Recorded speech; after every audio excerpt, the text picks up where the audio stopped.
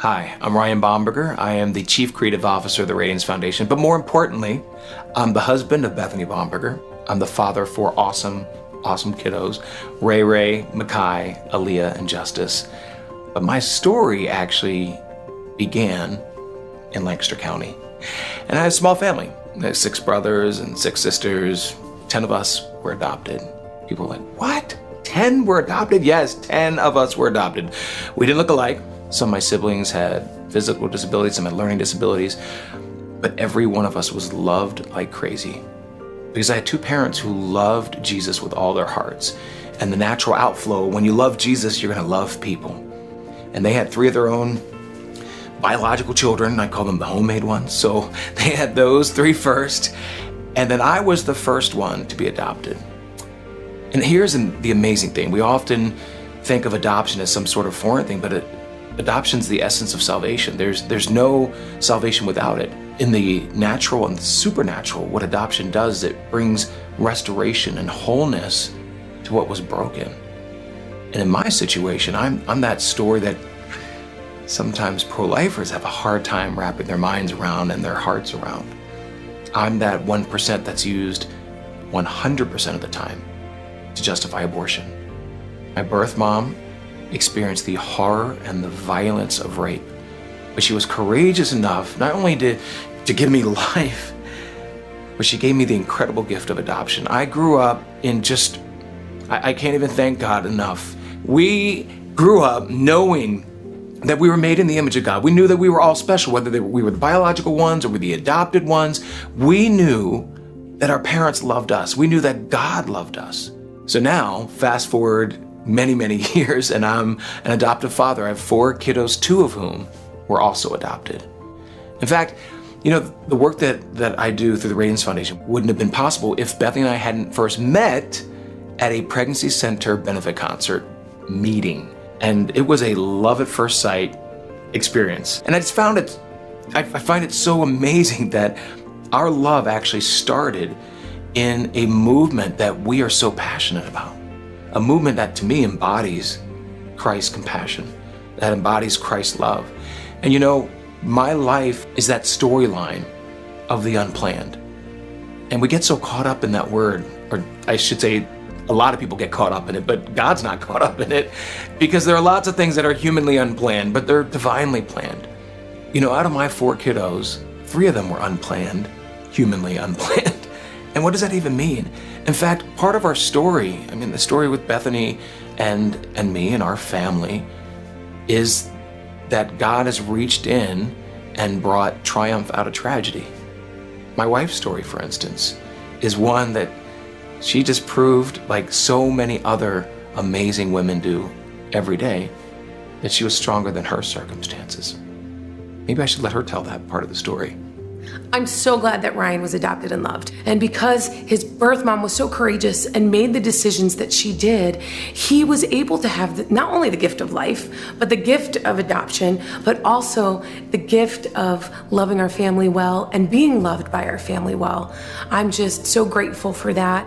And I'm grateful for his family, Andrea and Henry, who just poured so much love into him and prepped him. So when he married me, he was ready to be a husband and a dad to my then 1-year-old daughter. But it's so neat because I think about what a line does for women and for men, and of course for the child that's in this triangle situation when they come to your doorstep. And I'm so grateful for how you speak life and how you speak truth into their hearts. And you know, before Ryan and I got married, I found myself pregnant and really alone. And I remember walking into the ultrasound by myself. It was actually a Saturday, February 14th, 2004. And I think that date's important because I just had this special defining moment with the Lord where on Valentine's Day, he just wrapped my heart and his heart and my daughter's heart, which I saw in that ultrasound machine. And I not only chose life, but I chose to make the decision to really come back to the Lord. That night I had gone home and I pulled out an old journal, and on the margin of the old journal there was Psalm 34:5. It says, I sought the Lord. He delivered me from all my fears. Those that look to him will be radiant, and their faces will never be covered with shame. So as I think through the journey that I've taken and how I know the Lord has just really taken anything that would have been shameful in my story and exchanged it for his glory, I'm just so grateful that there were people to walk alongside me as I made that decision. So here we are, as a family in Atlanta. We had the adoption ceremonies for both of them about 30 minutes apart in an Atlanta courthouse. I tell you, it was one of the most powerful days of my life. Any men out there who admit that they ugly cry, that was one of my days of ugly crying, because only God can orchestrate those things.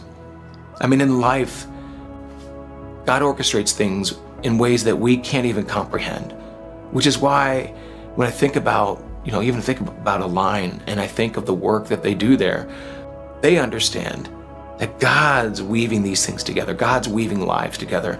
And God is preparing for a totally different outcome than the world is saying, no, this is the only possible outcome, misery, to something that's unplanned. And yet, as I was going through that day in that Atlanta courthouse, I saw how God put all these pieces together, how our faith, when people said, this is impossible, and God's like, wait a minute, did you forget Philippians 4:13? I can do all things through Christ who strengthens me. That's our foundational truth.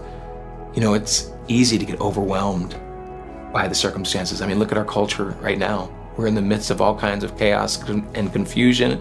But guess who's the constant in all that? God is the constant. Fear is reliance on the wrong source.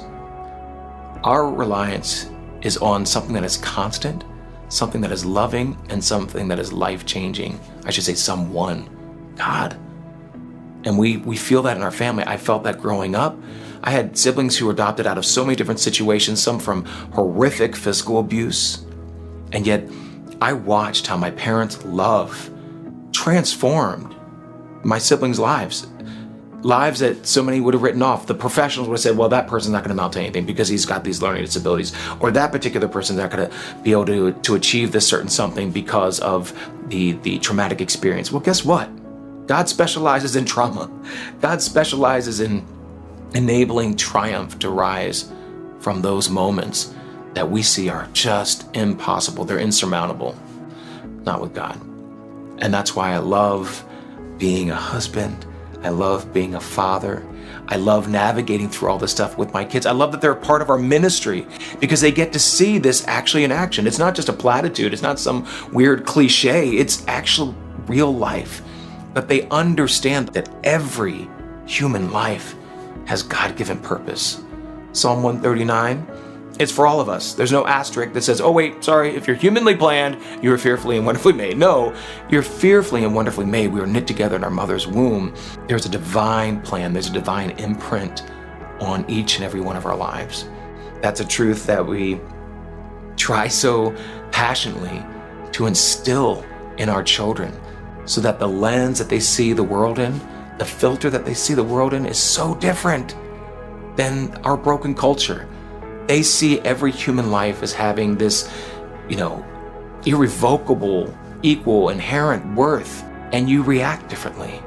You act differently when you know that the person next to you, that the person who may be putting you down, or that the person who's bringing you the biggest challenge is made in the image of God. We just believe in that radical notion that every human life, whether you're planned, whether you're unplanned, whether you're able or differently abled, whether you're red, yellow, black, brown, or white, your life, my life, our lives have purpose.